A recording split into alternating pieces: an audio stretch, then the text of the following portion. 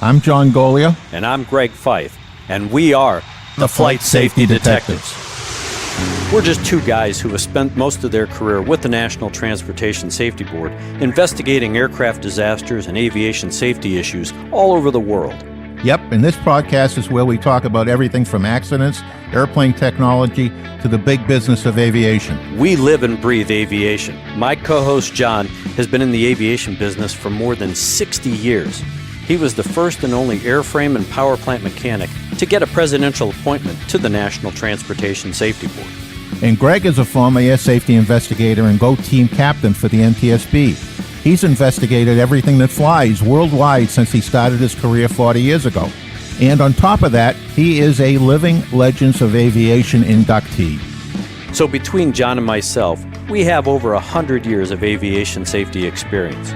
It's time to buckle up because it's going to be wheels up. Let's get this show in the air. Hello, John, and I'm glad that we are back now for another episode of Flight Safety Detectives. We've had some really good shows with some good guests, and I think that with this particular show, we're going to continue a conversation that we had with a retired. He's a retired director of the FAA Flight Standards Service. He's a retired VP of Safety, and he's a retired Brigadier General. I mean, that's a lot of retireds. He couldn't hold a job very long. So we're happy to have John Allen back, who is our friend and definitely an encyclopedia of knowledge with regard to military operations since he's retired, airline operations since he's retired, and FAA operations since he's retired. So we're bringing John back to continue a discussion because he's put out a book that addresses a lot of stuff and gives you a very good understanding about how the FAA works, how the industry works. And we felt that it was necessary to bring John back to continue our discussion. So I know John G, since I have two Johns and I usually only need one, just to keep us all straight, I'm going to refer to my buddy and friend John Golia as John G in this particular show. So, hey, John, how are you doing? Oh, I'm sorry, John G. I'm doing fine. Enjoying the sunshine still. Waiting for my second shot. The two Johns are both in Florida, but we're so far apart we have different weather. Yeah.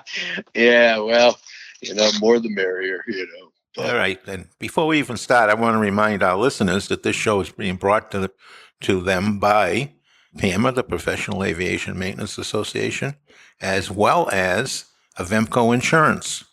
And if you find yourself in need of renewing a policy or getting a new policy for an airplane that you acquired, give Avemco a call on 888-879-0389 or log on to avemco.com and mention Flight Safety Detectives, and you get a 5% discount right off the bat. Yep. They're a great sponsor for us, John, and they cover the gamut. And we've talked on previous shows about the need for renter's insurance. So if you're renting airplanes at a flight school or an FBO and you need renter's insurance, they are the ones to look to. As a CFI, a lot of organizations now are requiring CFIs to carry independent insurance to supplement whatever insurance the company that you fly for may have. So if you need any of that kind of insurance, definitely go to Avemco. I've been talking to them recently because I do rent airplanes.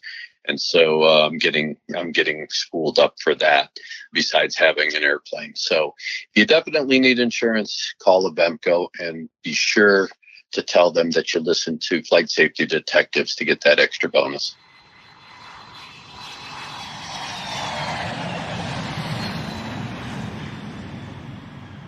Well, John, we've had interesting discussions, and one of the things that we noticed in your book and we mentioned to you in our previous conversations is about a possible change in the way that the NTSB recommendations get developed and get implemented as compared to the way they have in the past. And I would like to carry that conversation on further. Sure, John. Greg, thank you for that warm introduction. Now I'm not retired. I'm just tired. Yeah. Well, with all those jobs that you tried to hold and you had to leave and retire from, I can imagine why.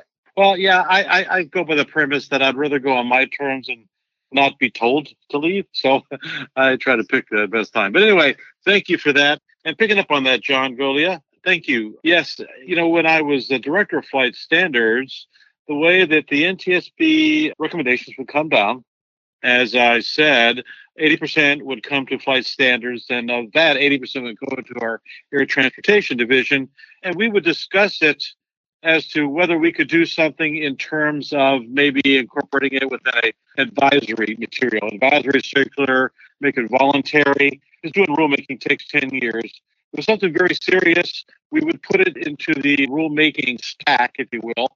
But over the I'd say by 2013, 2012, it was overcome by reauthorization requirements to do rulemaking. And so that didn't work too well. So, we would try to incorporate what we could in existing rulemaking that we had planned, and partly in a rulemaking docket that was specified by the Reauthorization Acts. Now, I know that didn't make the NTSB happy because they had a lot of really good stuff, but it just couldn't meet the regulatory eval to find any kind of light. Now, though, when I got to JetBlue and putting together an SMS and really pouring into it, of course, the rule came out and was actually operational in 2018. It came to our attention that actually, according to that rule, the airlines under SMS have to address any known risk. Well, if the NTSB publishes recommendations, that's a known risk. So now the airlines have to attend to them. Now, they can say, well, we already accommodated, or we do this, or we do that, but at least they all have to accommodate any NTSB recommendation and report back to the FAA, their FAA oversight, as to their dispensation, whether they accept the risk, whether they understand the risk and are mitigating it, and what their action plans. We had a very vigorous program where if there's a risk and it's going to mitigate it, they have to have an action plan. They have to do everything within a certain time period. This is just at JetBlue, so that folks had to follow through on this stuff. So in that vein, I think that with SMS, it gives the NTSB recommendations more bite than they had beforehand. So if I understand you correctly, John, if the recommendation comes down, the airline, because of their SMS, has to view now the recommendation as an identified risk because it came from the NTSB. But can they evaluate it and say, like you said, they can either say, yeah, we already do that, and tell the NTSB that. Do they have the ability to evaluate it to see how applicable it may be? Because the NTSB has put stuff out in the past. I know we used to do it to the FAA all the time, where we were asking for pie in the sky, and the FAA would come back and go, look, we can't do that. We don't have the manpower. We don't have the resources. That's not practical. This is a one-off. It's an isolated event. Do the airlines have the ability to at least vet it in that perspective to see how it will or will not affect their operation? Yeah, a few things on that. One, I know because the NTSB realized that they couldn't require rulemaking, so they would be recommendations. So then the FAA was free to put out SAFOs, safety advisories, advisory circulars, SAFOs, infos, things like that, and make it voluntary to accommodate it that way. But with this, the FAA was still might put out, well, say this has happened. The FAA will pick up on the NTSB recommendations, and they'll put together a SAFO, and SAFOs are distributed out to the airlines. And the airlines, for sure, understand that is a known risk or an identified risk, and they evaluate it, but they have to let the FAA know, okay, are they going to accept it, or are they going to do something? How are they going to accommodate it? And so then they don't report back to the NTSB. The NTSB would probably have to canvass the FAA to find out, what was the dispensation on that risk. And I don't think there's any organization to that at all at this point right now. But you're right, the individual airlines can look at it and say, well, that recommendation doesn't apply to us because we don't fly in icing conditions, or that doesn't apply to us because we don't have that type of airplane, or that doesn't apply to us, for whatever reason. Others Sure. might say there could be a different gradations of it, saying, well, we have technology actually now that accommodates that, because there are technological changes all the time. And they say, we've implemented XYZ, and that is not a risk because we have that covered. I've been impressed with the many ways that processes and technologies with various airlines can accommodate risks that are identified by the NTSB. So actually it gets more granular, which I think is good, because sometimes some of the recommendations that came down were so sweeping, it kind of lost any kind of bite, because a lot of folks said, well, that's kind of ridiculous. It's so broad. I'm not sure it identifies with us or not. So those things are all considered. And so now, is it perfect? No, nothing's perfect. It's better. And what I think needs to happen is this realization that they have to accommodate it, and that there is leadership from the NTSB, from the FAA, to make sure that the airlines understand they need to attend to these identified recommendations because they're known risk. Good morning, John on the ground. Canadian 920. We're just coming up to Alpha Juliet. A920 runway 248 taxi northbound Alpha. Let's take it down a couple of levels now.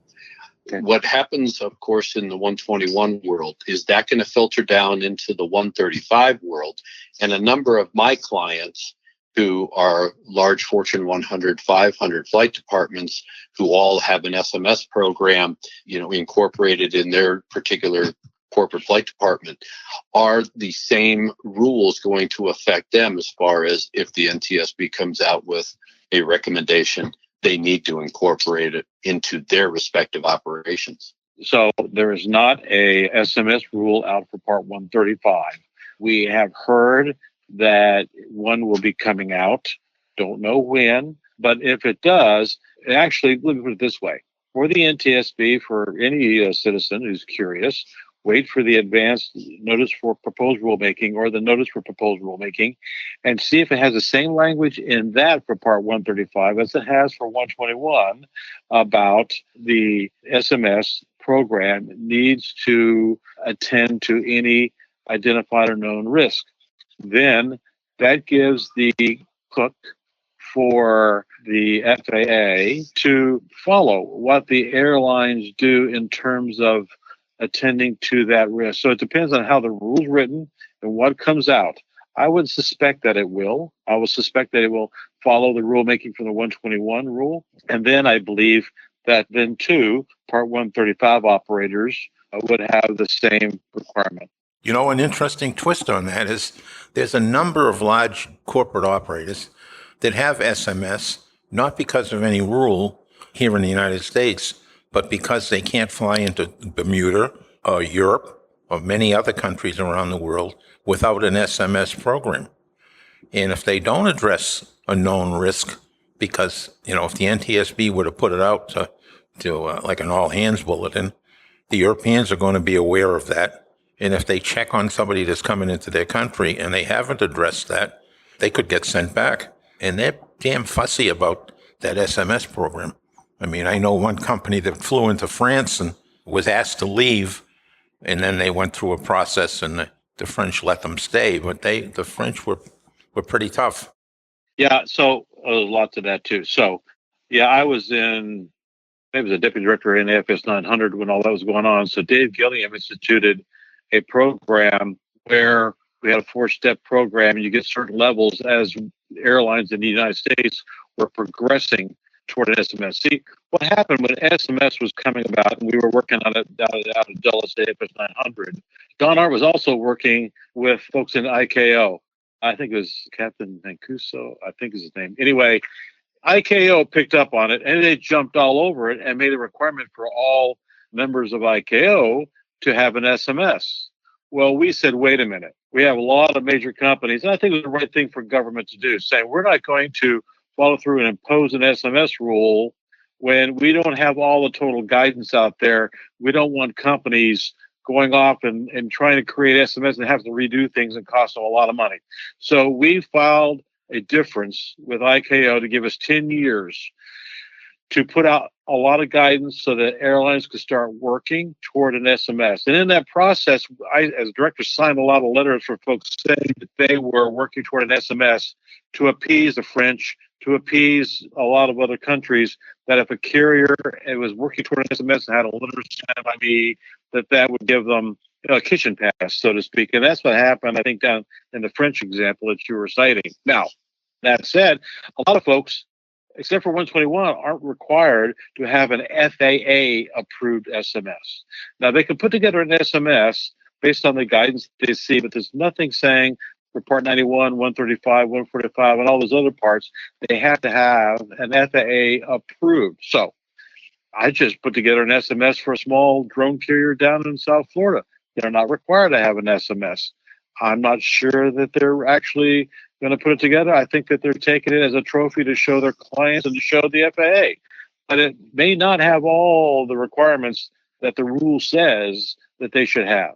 So when somebody says, well, we got an SMS, I've learned over the years that there are probably as many interpretations of what an SMS is as there are people in the world.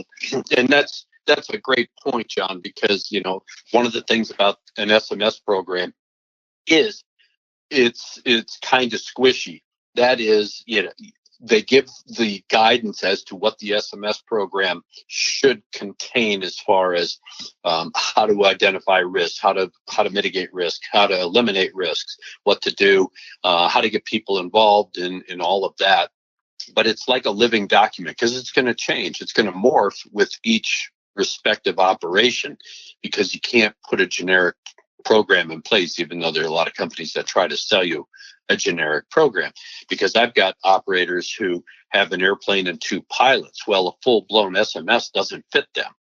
So I have to tailor it. I have to cut out all the fat because a lot of the stuff in a 121 program doesn't apply. And I think that, to make it usable, and that's, I think the real key is usable, it has to be tailored to the respective organization. And flight schools, are flight schools going to be required to have an SMS? One, I think it should be mandated from the standpoint that as you're training pilots, they have to get used to what SMS is, because if they're going on, whether it's to the airlines or a charter operator or business aviation, they'll already understand what SMS is all about. Plus 2, it'll help enhance the aviation safety within the organization of a flight school, where the risk is always high just by the nature of flight training.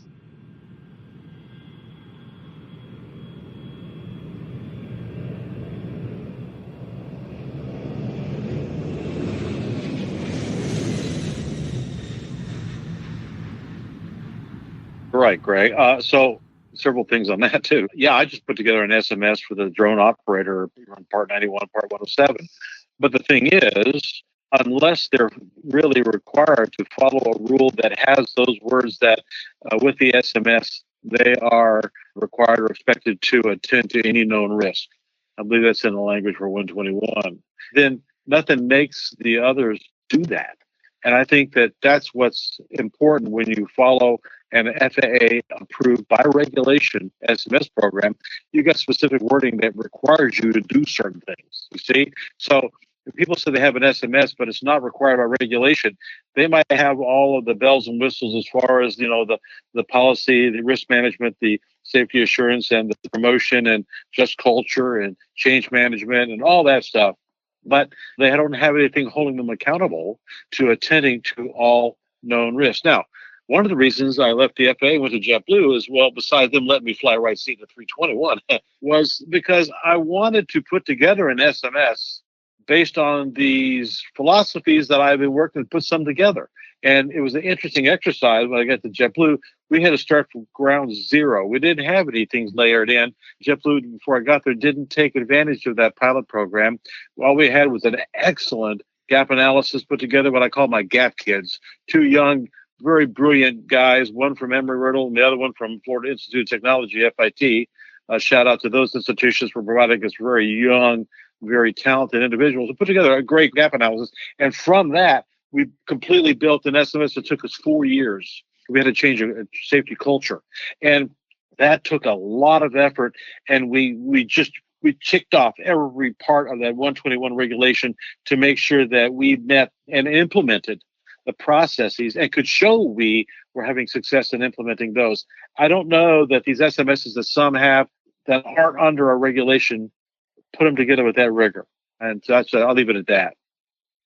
And one of the things that has always been one of the things that I was concerned with the FAA, and John G. and I have talked about this in the past, and that is when we talk about the FAA and we talk about what we're talking about now, SMS, it always gravitates, of course, to the air carrier, the 121 operations, and sometimes migrates down into the 135 charters. But during my time at the NTSB, and even now, we put a lot of emphasis on the big boys because they are carrying people for hire and we expect the highest levels of safety. And the mandate is for them to operate at the highest levels of safety. But we also have that mandate to, as a general aviation pilot, to operate at the highest levels of safety. And while Part 91 operators, guys like me who own an airplane that fly for, business or recreation or whatever, the expectation is every time you get near that airplane, you're going to fly safely. What is the FAA philosophy? Because I sure don't see it in the fact that they don't give, at least now, because I'm dealing with several issues that I think are safety critical issues that need to be addressed and corrected by the FAA, but they've gone flatline and they really have not given it the safety issues that we've identified the credence or at least the effort that they would give to an air carrier. When you were there, what was that dynamic and what was the philosophy about general aviation versus, the larger commercial operators? Certainly a lot of attention and care. I would definitely say it's split 50-50. Just for edification, when we have, say, the 5,000, 6,000, let's go with 6,000 round number, inspectors that are out there, about 3,000 are air carrier and 3,000 are general aviation. And then you split each of that in half because that half of 1,500 are airworthiness and the other are ops. Now, 1,500, let's say, airworthiness inspectors, how in-depth do you think they can get with all of the maintenance folks out there in the hangars? I mean, the environment is just huge. So that's why I was saying that the FAA has to find a better way to leverage their capability. And so there is a great concern out there. We're using type clubs. There's been some success at that. And there's been a bit of effort. But you know what? Philosophically, John, and this might seem crude, but the risk to the innocent public is higher with the air carriers because when someone buys a ticket, they assume that it's a safe environment, and therefore the government has more of a due diligence to ensure that safe environment. In the GA realm, though, if someone is usually flying the small aircraft themselves, they understand the risks. There's quite frankly not as much concern publicly if something should happen. It doesn't make the press. And so it's a matter of using your scarce resources where there's the most bang for the buck, if you will. It's unfortunate. There's just not enough time. So that's why when I say we have to be smarter, don't expect a regulator, don't expect regulation is going to fix that stuff necessarily. Yeah. There's going to have to be a lot of voluntary, and quite frankly, my buddy, Robert Zumwalt, at a hearing, kind of threw me under the bus, although we laugh about that. And that, I was saying with the emergency medical helicopter situation with the fatalities that were occurring there, we found some success by putting out voluntary requirements. 95% adhered to them, and we had quicker response than waiting for a regulation.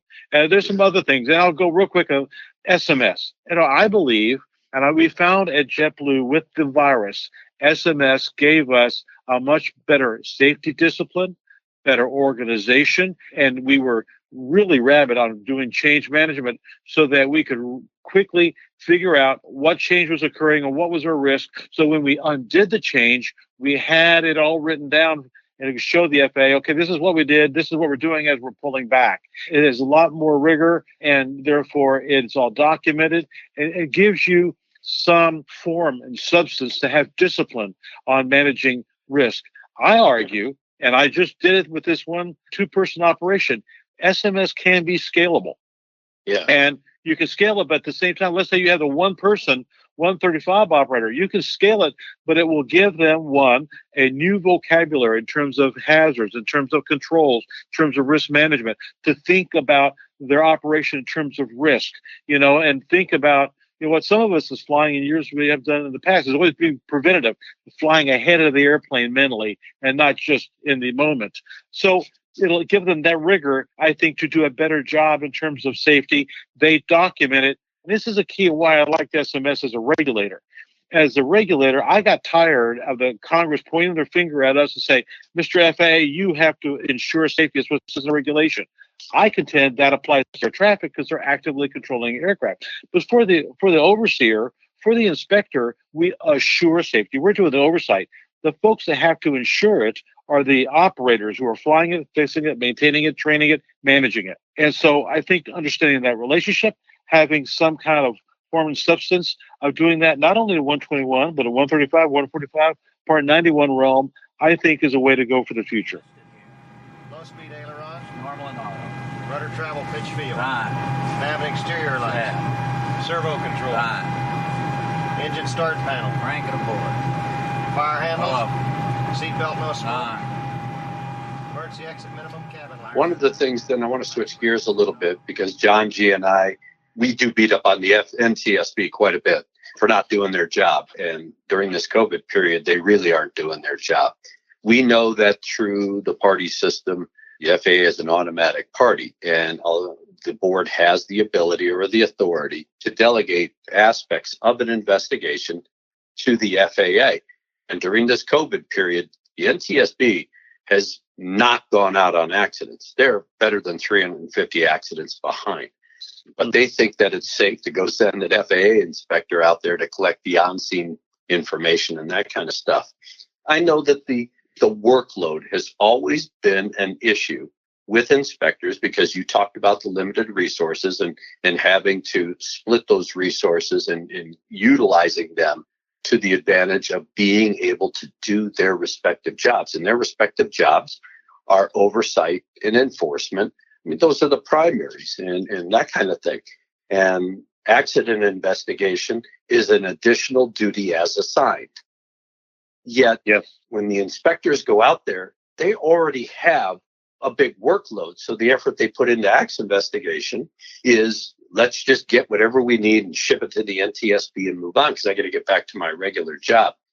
John G. and I talked about approaching the FAA, and we actually did approach the FAA with a proposal that they should make or allow for designated accident investigators. Just like we have DERs, DARs, DPEs, everything else that's designated, why not have a designated accident investigator who has high levels of qualification, works on behalf of the FAA to relieve these inspectors of that burden so that they can focus primarily on their job. And the reason I bring this up, John, is because the NTSB is always beaten up on the FAA for lack of oversight, inadequate oversight, failure in their oversight, and that kind of thing. So I just wanted to get your perspective because we're trying to work, and now we're in a COVID environment, which is totally different. And now the FAA isn't going out and doing a lot of their job because of COVID. So who's out there investigating to assure continued airworthiness of a product, especially in the general aviation realm? Who's collecting those facts, conditions, and circumstances? And then, of course, who's looking at the enforcement of rules and regulations? Because I get worried that, some of these guys flying out there is catch me if you can, and they're out there doing things that shouldn't be done. Yeah, I'm always a big fan of designees, so I would be a fan of that. I don't know who would pay for it. The designee, who would pay the designee? Would it be an NTSB budget, FAA budget? I mean, those details could be worked out. I do agree that the FAA is stressed in this virus puts on an extra burden on both the FAA and the NTSB. I do like the designee possibility, and it can be spelled out in terms of the checks and balances to make sure that the relationships don't get too offsetting. And quite frankly, again, people would probably disagree with me, but I try to get away from the word inspectors, although I was one, and call them regulators because except for certain cases, I mean, you have the real bad guys and we have our jackboot thug inspectors that need to be black and white and burrow in on those bad folks that are out there. But by and large, to be able to handle the large, complex, and sophisticated aviation environment that's out there, they need to be more regulators where they are assuring safety by working with the SMS programs, by helping identify risk, by collaborating with the certificate holders to make sure that, and as partners, the certificate holder is attending to risk in a triage fashion. I tell all our safety folks at JetBlue, I tell the FAA inspectors that there's always going to be more safety risk than you'll ever have the time of day to attend to. So you have to rank it in terms of risk and get the biggest stuff off the top at least, because you'll never get to it all. And so I think using designees, again, it's a force multiplier, to use a military term, for the FAA, for the NTSB. And I think it would be a very worthwhile thing to gather data. And data is key for SMS to get more predictive and proactive on the safety disposition of GA and small operators. One of the things that I know John G. is, and again, we talk a lot. I mean, we talk not only on this show, but we talk offline about a variety of different issues that we see both here in the United States and worldwide. And maintenance and maintenance operations, maintenance techs seem to be the bastard children sometimes of aviation. There's a view out there in the industry, not widely held anymore, I don't believe, but there used to be this attitude of above wing and below wing, above wing being the pilots, below wing being the mechanics.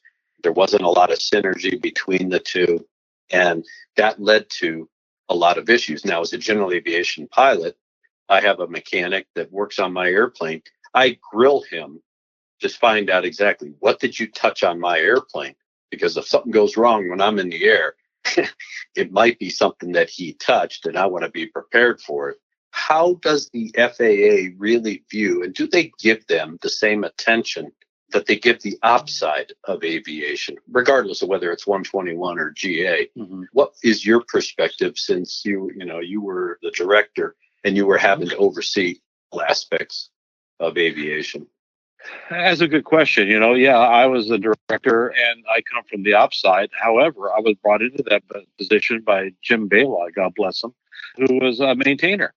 And I found that we spent equal. Well, when you're in that position, I would say there's 100 different topics we're covering in a given day, whether it be international, it'd be unions, new technology, it'll be communities with concerns, it could be parachutes, it could be balloons, maintenance, ops, airlines, GA, you name it, every day, or just dealing with the management of the day-to-day issues in government, politics, press, hearings, everything. And I would say that maintenance did get as much, or if not more, attention than ops. We have a lot of bilateral agreements, and a lot of it was maintenance, because now these manufacturers are international. Parts are coming from all over the world. I mean, I got an education on PMA. I came from good stock. My dad was a jet engine mechanic, or he was before jet engines, engine mechanic with the Air Force. He was a flight engineer. So I know I denigrated the family name when I became a pilot and an officer. But he, instilled in me the importance of attending to the maintenance of things. And so I would argue that it's very much given as much, if not more so. And same at JetBlue. We were dealing with tech ops issues day in and day out. Now, I must tell you, and John, if you agree or not, but I find that tech ops is a little bit different culture than operations. When we have the InfoShare meetings and you have the different tracks, you have ops, you have tech ops, maintenance, you have in-flight, you have SOC, and then you have ground, airports, and we're talking about just culture. The maintenance community is not far along as the ops, because they had ASAP programs, but they're very distrustful of just culture. They still want to eat their own. They're reticent to, if somebody made a mistake and they report on themselves, to say, okay, we're not going to fire you. We're going to see, what's the root cause of it. They kind of want to ready, shoot, and aim kind of stick. So it's a different culture between the two, but maintenance definitely got a lot of attention.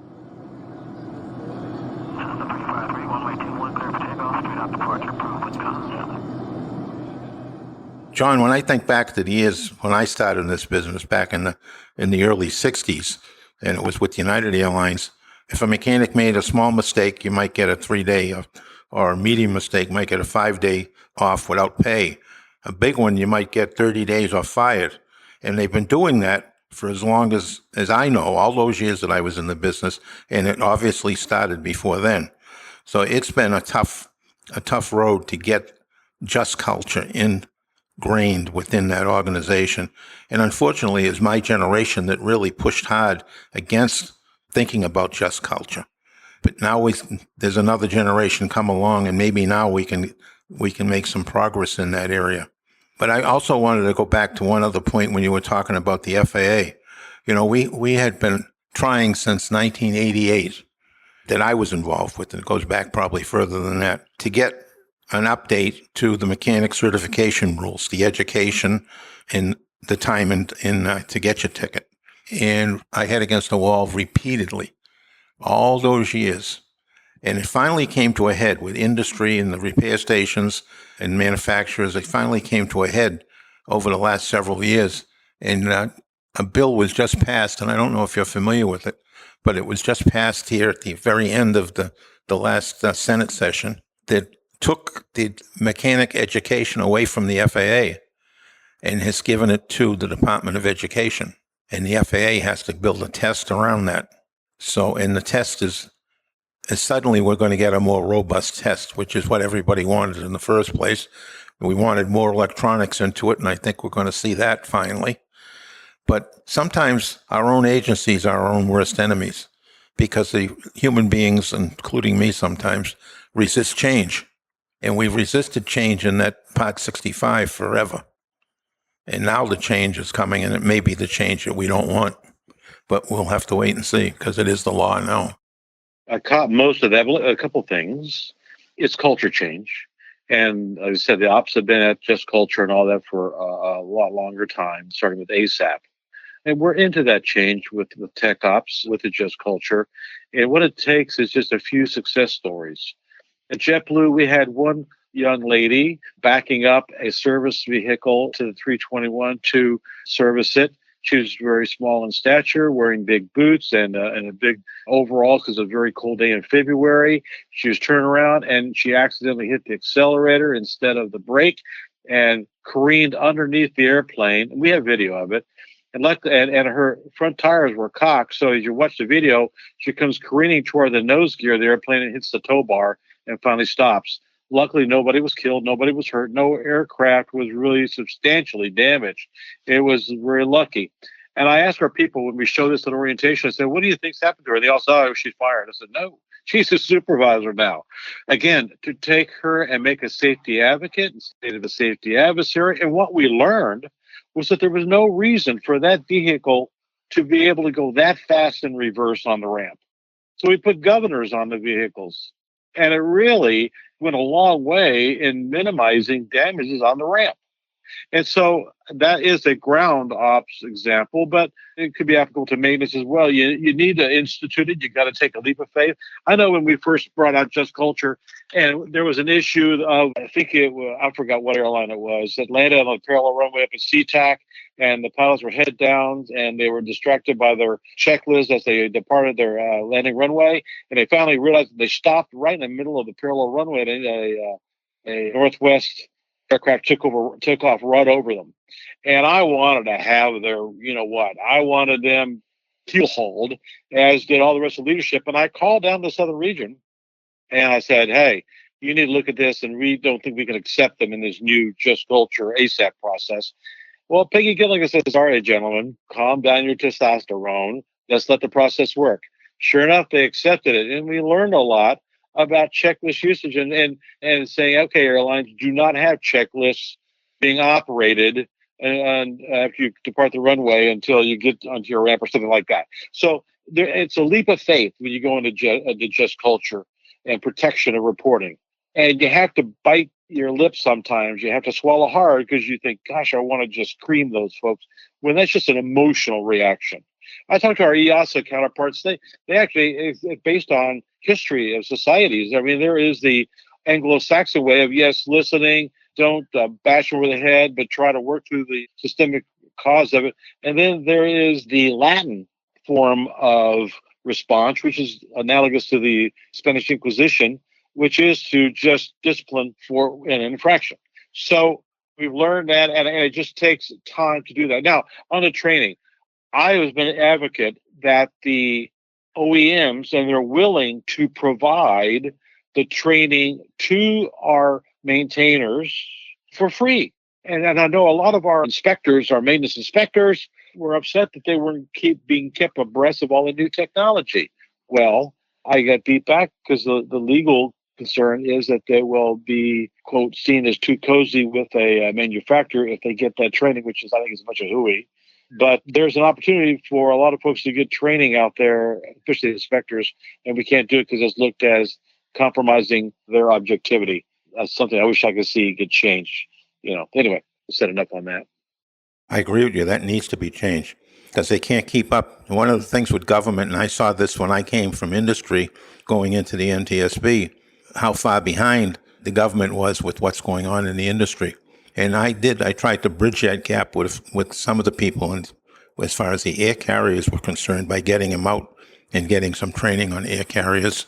In fact, one of our NTSB engineers, I got him out to do a lower 41, section 41 inspection on a 747. And 6 months later, he was digging through TWA 800 and looking to see if there was any issues in that when we didn't know what had brought that airplane down.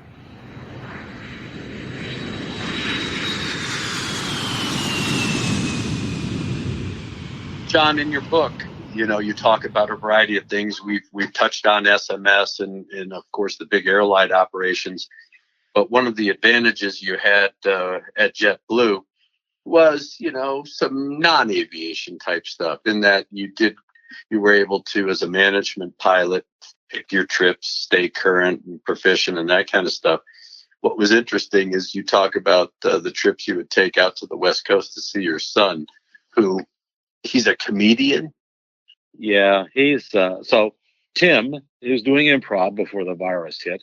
He's also a family attorney lawyer.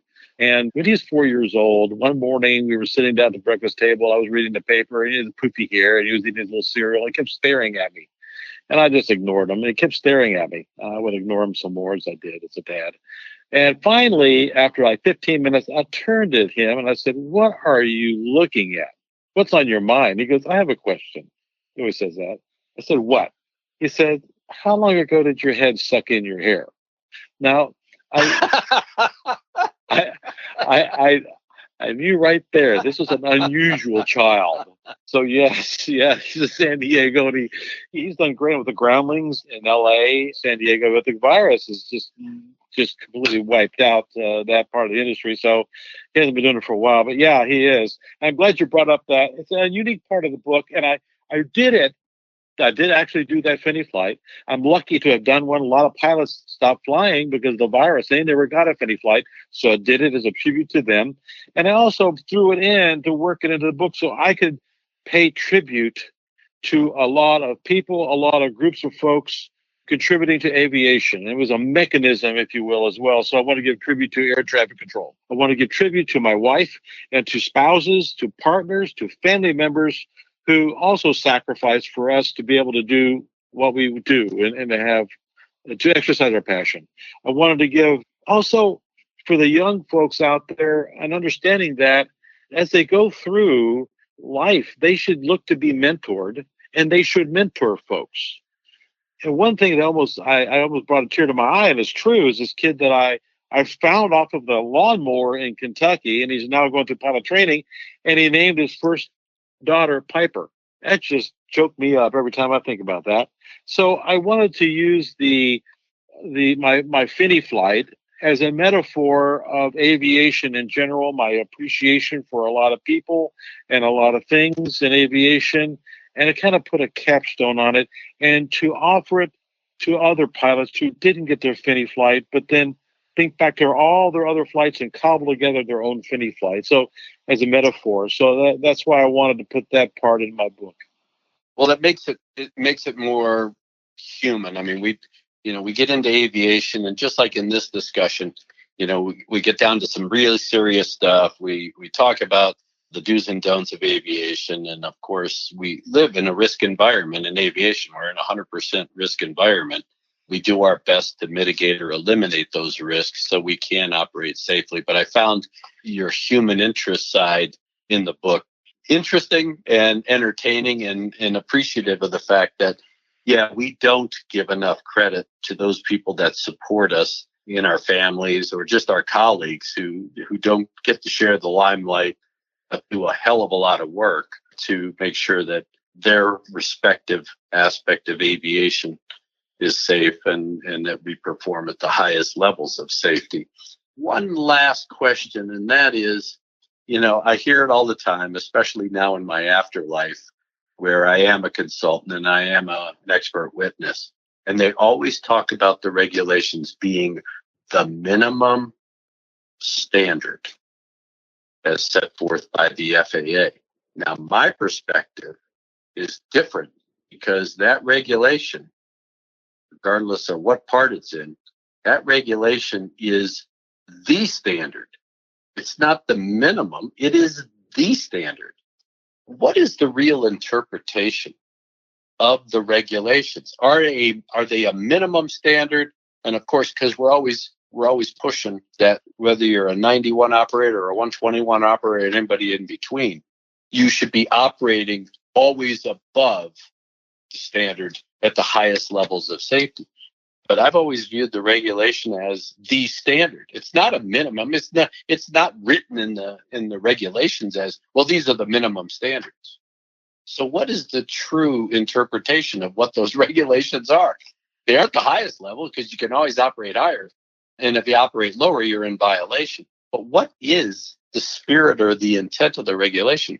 The way I looked at them, they are the regulatory standard, but we expect operations to operate at the higher standards so that because regulations are reactive. They're not proactive or predictive. And as we're saying with SMS, and we want to move the industry to being proactive and predictive, then they have to go up and above the regulatory standard. And so I think that that's an important philosophy that folks out there need to understand. Great. Yeah, it is that, yeah, you can always operate higher. And of course, if you operate lower, you're going to get a knock on the door or a love letter from the FAA. But I always hate when people characterize the regulation, well, those are the minimum standards. Well, no, they're the standard. Can the FAA dumb those down and make them lower? Hell yeah, they can. But they've determined that the standard that they've written is an acceptable standard to at least operate safely for whatever that regulation applies to.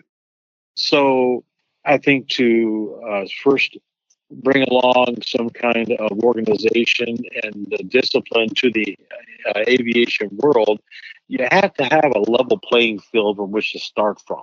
And that's what the regulatory standards, the regulations give, is a level playing field to organize activities and from which the guys in the zebra shirts, the regulators, the inspectors, have a basis to judge performance.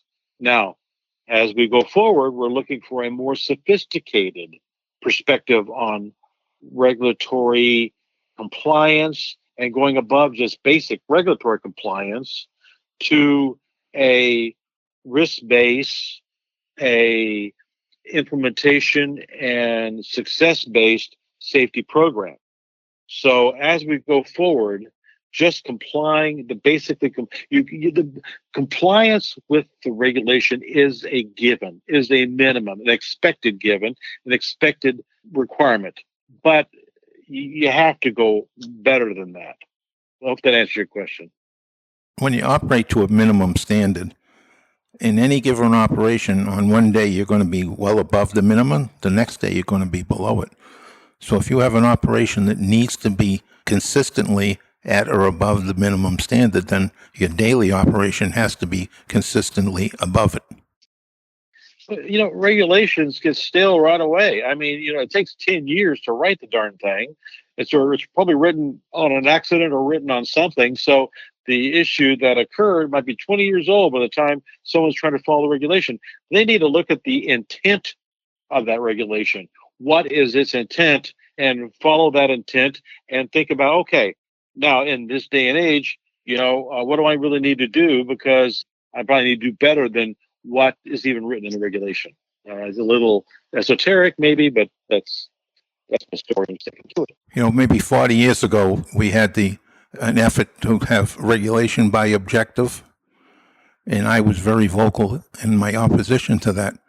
But now in my older years and being around the industry in a whole different area sometimes, I think that may have been a mistake on my part. I think if we had laid out clear objectives for what we wanted from the regulation and had each operator meet those, it would be a lot easier for the regulatory authorities to say, you have met it or you have not. The goal is to have no plane crashes. Well, when you have a plane crash, you didn't meet the goal. And you go backwards and find out why. So there is more than one way to have a regulation that works, but it's a big industry. It's a lot of different ideas and a lot of different people and cultures, like you said earlier. So it's not so easy. One size doesn't fit all sometimes. No, it's not easy. This is Toronto International Airport information, Delta. Toronto weather 6,000 scattered, 14,000 scattered, visibility 25 miles. Temperature 62.12. Wind is from Toronto altimeter 290.490. Hey, John. Yeah. One of the things about regulation, and we've heard it over the years, and we will continue to hear it, is that because aviation has evolved so much, does there need to be a major overhaul of the federal aviation regulations, given the fact that the majority of them were written, they were carryovers from the 30s, 40s, 50s. They were really bound up, if you will, in the 50s and 60s and have evolved through accidents and that kind of stuff. Does the FAA really need to sit down, convene a group, and bring up to date regulations to keep up with today's aviation? Or are they sufficient enough where they just need to be tweaked as necessary? I love talking to you guys. Oh, my goodness. I love that question. Yes, they do. Now, that will be very, very hard. There's a lot of risk because our industry is so big and we are such a litigious society. It would be a very, very difficult thing to do. But I do think so. I think because we've been at aviation so long, since the early 1900s, there is layer on layer on layer of regulation. Regulations relate to another regulation, relate to another regulations. And sometimes I joked, I defy any airman to work or fly through the national airspace system and not break a regulation, because I think that they are so cumbersome and they're not laid out very well. Now, I say that because we became aware of SMS because of the New Zealand and Australian authorities doing just that, rewriting their regulations, and they decided to, that again, philosophically put the onus on the operators and have the regulators as overseers, and rewrote the regulations with that mindset to make them streamlined, make them easier to understand.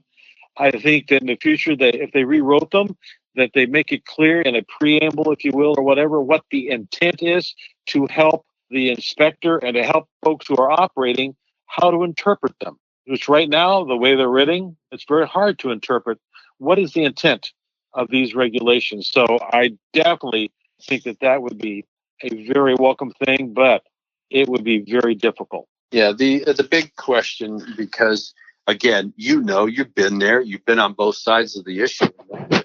When you look at the FAA and their interpretation of a regulation, it varies from region to region, office to office, and that frustrates a lot of organizations, because you could be in one region operating under your particular op spec. You get somebody riding in the jump seat from the FAA, and they go, "That's in non-compliance." Next thing you know, you're going, "Well, wait a minute here. That's been approved. This is the way we operate." And there then becomes this interpretation battle between, this other region or inspector versus the POI or the PMI who, approved that standard. So, and I know that leads to a lot of frustration, because the fear factor is, well, if I go over here, we know how bad these guys are. They'll violate us for this, yet it's an approved procedure by our own guy. And I think you bring up a good point, and that is we need some standardization so that we take that subjective perspective out of the interpretation. So no matter who, whether it's an inspector, a pilot, a mechanic, or an organization, when they look at that regulation, they know what the spirit and intent is without having to worry about, well, Joe Schmuckatelli out of the Northeast region interprets it this way, and the guys in the Southwest region interpret it that way. Just before my retirement, I was the government co-chair of an aviation rulemaking committee on this very subject. And ironically, Dan Elwell was part of that committee. And my thinking, John Allen's thinking, this is not about policy of the FAA or anything, is that the reason we have this is I failed because our training at Oklahoma City wasn't as good in this realm as it should be. And partly because of regulations, some of the old ones, you can't find the notice for proposed rulemaking that has the preamble where it has the whole discussion so you can understand the intent of the framers of that regulation. And I think that needs to be culled out more, made easily readable and provided to the inspectors. Because what happens with that void, what they're doing is that they're writing crib sheets, they're getting letters, they're getting things in Oklahoma City at their initial training and putting it in their drawer and pulling it out and using it later, but they're not based on any fact. It's based on tribal knowledge. And we know this going rapidly. And the other problem we have, sometimes we have, they're trying hard, but there are instructors who were inspectors in the 70s and the 80s. And so we're trying to do new policies and new ideas, and they want to fall right back to what they're comfortable with and kind of undo what we're trying to inculcate with the inspectors. So that's an issue I think that I failed at it. I didn't get enough done to John Duncan, my successor, tried. But part of it is that not adequate training for the inspectors to know that. Now, we will never have perfect knowledge by the inspectors because the philosophies and the technologies and all those things of aviation is changing so quickly. That's why I encourage a lot of certificate holders to say, look, if you got a disagreement with your inspector, don't sit there and fume and fuss. Run it up the channel. I mean, no inspector was ever fired for a disagreement on interpretation if at the headquarters we had to intercede because maybe the inspector just didn't know. And so with us being at the point where we're getting knowledge of all these different changes in the regulatory compliance arena, we need to help them out. So I even advocated, this is a weird thought that I come up with every so often, when you got big companies like GE or other companies, they have a 24/7 command center. All the airlines have one. Well, why don't the FAA have one and have experts on call 24/7 with, the 145 background, 121 background, have lawyers there so that if someone has a concern and wants an interpretation, an inspector wants an interpretation, they can call the number and then they can get it from the horse's mouth and it'll be more defensible. But that didn't go anywhere, but that's okay. But that's what I think about that. No, I think it's a great idea because when I'm having to do stuff in my, when I was at the NTSB, but now in my afterlife, where I have to interpret the spirit or intent of the regulation, or I have to see how the FAA views that regulation. Of course, I go to the legal interpretations. So I research any kind of legal interpretations the FAA has made on that particular regulation, where I call my buddies at the FAA and I give them a hypothetical and say, here's the circumstance. How would you interpret this regulation as it applies to the event that took place? I try to get their understanding to see how they would interpret or how they would enforce that regulation, or would they just blow it off and go, that what that guy did or what that gal did doesn't meet the spirit or intent, non-compliance with the regulation. And I think it's a great idea because I'm trying to research it, and I would encourage pilots and mechanics and just management folks to do what you just suggested, because I've done that in the past. I've gone back and looked at historical information about the spirit and intent of the regulation through the NPRM. I always look at the comments because the comments are the perspective of the aviators, the aviation community who's going to have to abide by this new regulation, to see what their perspective is and to see how they're shooting bullets at this regulation and how it's going to either help the industry or harm the industry. And I think that if you have that basic level of knowledge, then when you take that into your respective flight operation, you can at least train that or demonstrate that to the pilots, mechanics, management, as to here's what the FAA expects. And this is the spirit by which this regulation is written. And this is the way we're going to abide by that regulation.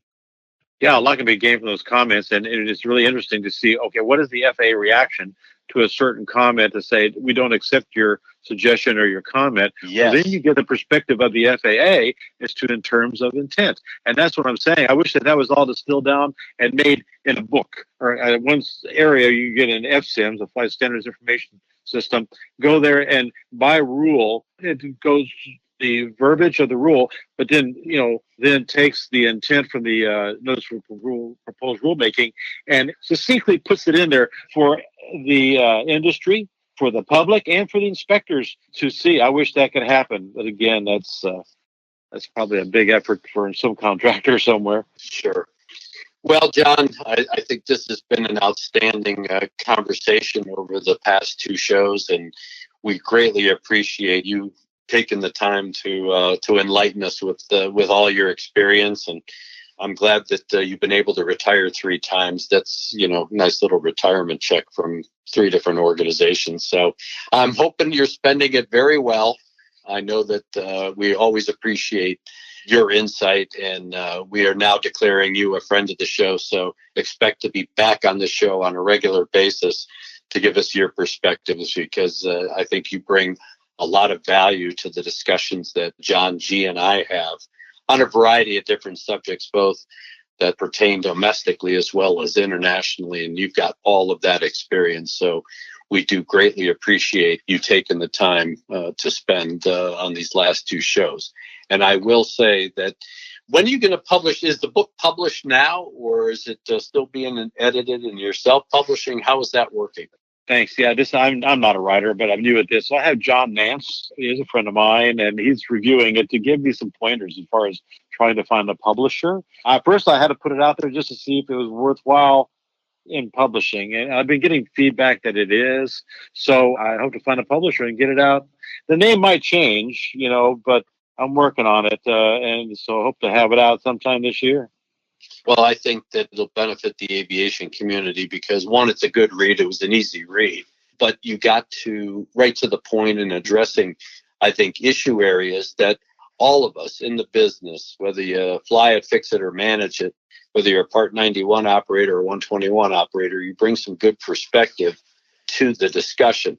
And you bring just enough discussion not to belabor the point or drone on. And you have good examples with some of the accidents, like I said, many of which I was either involved with as an investigator or the investigator in charge or very familiar with. So it was kind of like old home reading the synoptic of the accident and the outcomes and perspective. So I think that in and of itself will bring some good information to the reader as well. So again, we really appreciate it. And John G., I'll let you say goodbye to my other John, So, I mean, it's nice having 2 Johns.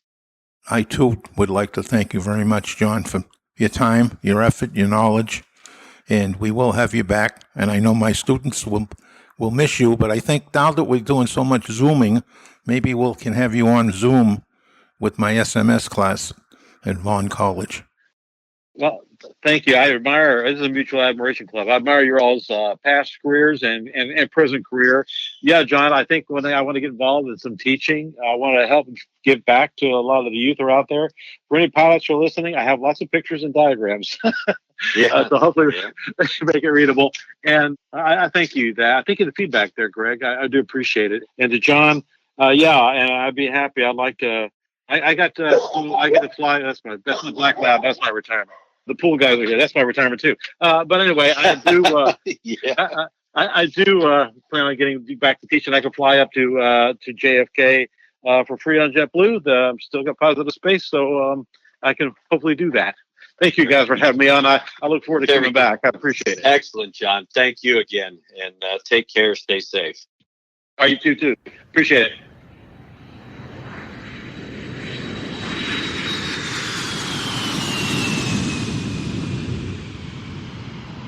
And I'd like to remind our audience that this show has been brought to you by Avemco Insurance. And if you're buying an airplane, need to reinsure your airplane, Give them a call, mention Flight Safety Detectives, get a 5% discount. And Greg, how far away are you from your new airplane?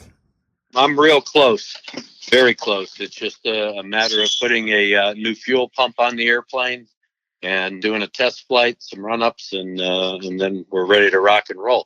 It's just hard with COVID, trying to get the schedules aligned and that kind of stuff, because everybody is concerned about the COVID environment. But we're getting close, and I believe that Avemco is going to be my insurance company. I'm delaying the insurance until we get the airplane actually flying, but they are going to be my insured as well. So it's our insurance company. So I'm looking forward to it because I've had a great history with Avemco on my other airplanes, and so they've treated me well. And I like the personalized service. When I've called, they're very responsive. And again, not only do you get the 5% discount by telling them that you to listen to Flight Safety Detectives, but they also have other programs that can give you discounts as well. So again, it is definitely worth checking them out. They have a different philosophy with regard to insuring pilots and aircraft, and I would recommend that you definitely check it out. And for my friend John G., you have got to use some of those maintenance skills of yours and work on your audio. I'm not sure why it decided to fade out and make it sound like you're talking across a hangar. But if you've had a little bit of an issue hearing John, for all of our listeners, we will make sure that those audio issues are corrected. So, because we've had a great discussion with John Allen, and I know that John G has made some good comments as well, and we don't want you to miss out on that. In addition, if you like the show, you don't like the show, you liked our guests or the things that we talked about, we always appreciate your feedback. You can contact us anytime through our email at flightsafetydetectives with an S @gmail.com. We've greatly appreciated your recent feedback. I just saw this morning that we got some more emails in, so I'm going to review those because I'm sure that there's probably some discussion points for John and I in the next show. So we will be perusing that. And again, we thank you greatly for your support. We appreciate the donations and the financial support. I see that we've got some new folks that have recently donated to the show, both through the podcast, the website, and YouTube. So we definitely appreciate that, because that's how we try to make this show better. And as we said on previous shows, we're getting very close now to launching the video aspect. And I've got some great plans. I've been talking to a couple of friends of the show that we've had on the past shows, where now we can actually show pictures, show videos while we're talking about it, so that you, the audience, can see exactly what we're discussing. So I'm getting excited about that and looking forward to it. So with that, John G., I'm going to leave you the last word. So talk loudly, since you're talking, across a hangar. Okay. To all our listeners, please stay safe in your personal life. Wear the mask. Be socially distanced. Wash your hands often. We might be coming towards the end of this. We need to get it behind us. The social gatherings are a big one. We saw what happened after Christmas and New Year's, a huge spike. So just because it's a family member, they can still be carrying this bug. So you got to keep your guard up until we get this behind us. And if you're going to fly, please pay attention to your pre-flight checks, pay attention to detail, and fly safely. To listen to more episodes of the show, go to flightsafetydetectives.com or the Professional Aviation Maintenance Association at PAMA.org, and wherever you find your favorite podcasts. Catch us next time when John Golia and Greg Fife talk about all things aviation. Thanks for listening.